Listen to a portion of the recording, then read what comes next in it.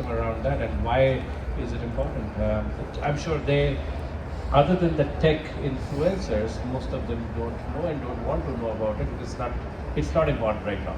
But why should they worry about it right now?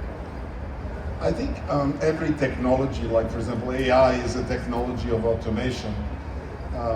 Blockchain is a technology of trust, and it's a technology of decentralization.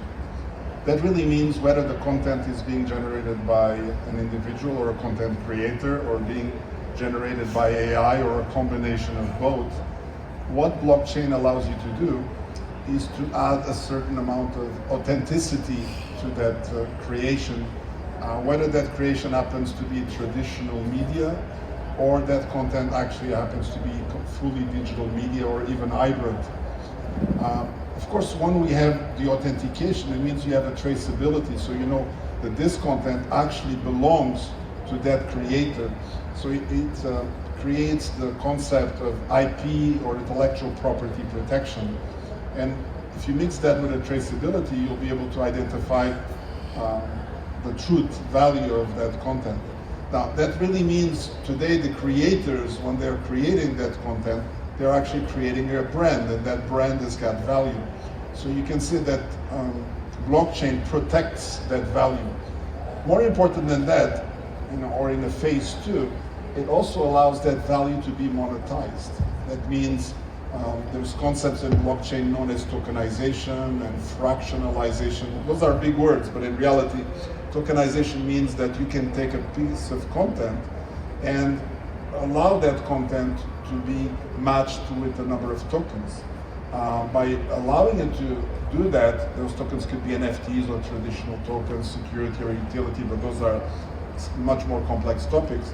It allows you then to have those tokens in your wallets or digital wallets, means you can carry it with you on your mobile, you can transfer it to friends or to businesses between them. So when you do that, that means blockchain is actually really adding value to that ecosystem.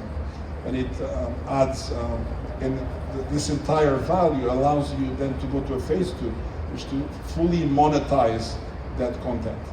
And that content can be monetized from both angles, from the angle of the creator and from the angle of the, what we sometimes call the eyeballs, or the people that watch or comment or refer to the content.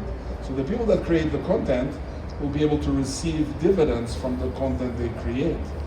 The people that actually watch or observe that content will be able to then get rewarded for the activities they do. In today's economies, both the content creators or the people that actually view that content have very limited capabilities to actually do that monetization.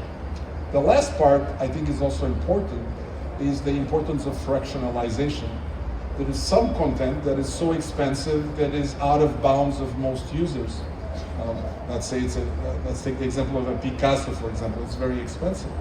But when you use this combined with blockchain, that really means you have a concept of fractionalization. So you can take a very expensive content and break it down into very affordable pieces, and then everybody, or whether they're rich or poor, can actually participate in that economy and monetize and get value in increments according to what they contribute in that economy. Fantastic. And to simplify it in the creator's language, creator creates assets, which is videos and content. The content and assets make money in one way or the other, but they don't have control because they usually sit on different platforms. But if we do tokenization, if we do fractionalization, we are being able to make it more liquid, more in control, more in liquid, more easy to disperse and sell, and have other co-owners and management, which gives a lot more power back to the creators versus the dependency of how the ecosystem today operates. Actually, it does even one other step that we did not touch base. It allows us to merge the physical world with the digital world. Yeah. Digital world means it's something that sometimes you cannot always touch. Physical world, people see a painting, they can touch it. Digital is NFT, and nobody really always creators knows. of all kinds. All kinds. So whether it's a sculpture or a pottery person or someone who's making a architectural amazing stuff or something, everybody can use this. That is correct. Fantastic. I think that's something that the creator should have in mind before they move. So Maya, you've been a creator, you've been an entrepreneur, you've been a banker, you've been in the oil and gas business. You now run a amazing art gallery. I have heard, call it rumors or whatever, you gathered a good sum of arts in your collection, which I don't know whether you're going to share or not going to share, but I also see that you're adopting into blockchain, you're adopting into tokenization. You are going to launch your new series of tokenized arts, and also you are a avid car fanatic, and you're also creating a new car to be block tokenized and then sold. Why? I'm just amazed. Why so many things? As Mr. George already mentioned this reason, and when you want to be, because the future is connecting to the technology. Yeah. If you want to be every time successful in each business, you should to follow the technology and the future and everything. Yeah. And what reached to my mind, I can create in any content, so everybody can invest in, everybody can have the profit, everybody have feeling also, Yeah. especially in art. Maybe you cannot buy the art 10 billion, 10 million, but you can buy art 1 million, Yeah. the part of the art. Which one I created already for the so many masterpieces now, and I want to everybody which one they have feeling or they love any art or they have something in their mind or in the dream, at least they can have some part of the art. And also in the car, also in the property. Which one is I'm doing to join because of this reason.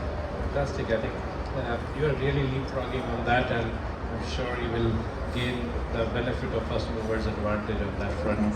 Saurabh, you've come a long way in the creator ecosystem, creator journeys.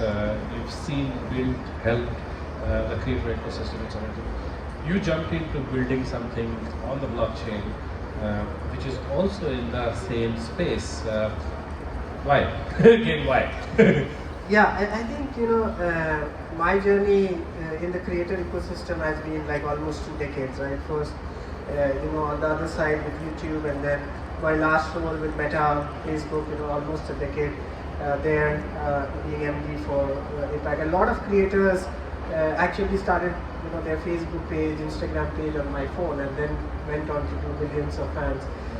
The thing I saw was, that there was kind of an issue of trust which was emerging, especially with fake content and many other things on the platform. And neither the creators were able to understand who the real fans were, whether they bots, whether and also like the fans were not able to understand whether the content which is being created is genuine or authentic or not. And that's where I jumped into my new role as co-founder for Virtualness, and the product is Verix.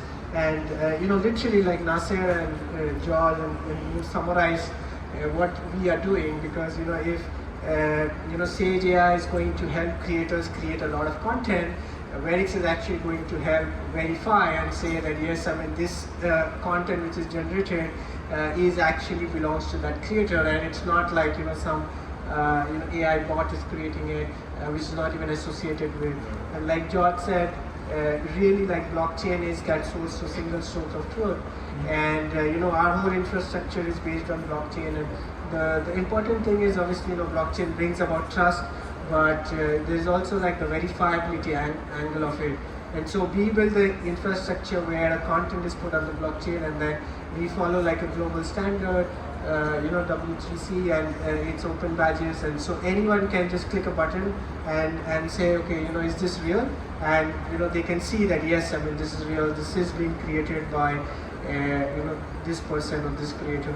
And like you said, this is the whole economy as it starts to get tokenized and many other things. There'll be always a question of which platform can prove that this is real, right? Yeah. And Verix is, we are kind of building that industry standard where every time it be tagged to Verix, so if there's a trust built and it can be easily verified. So Fantastic. I think. Please.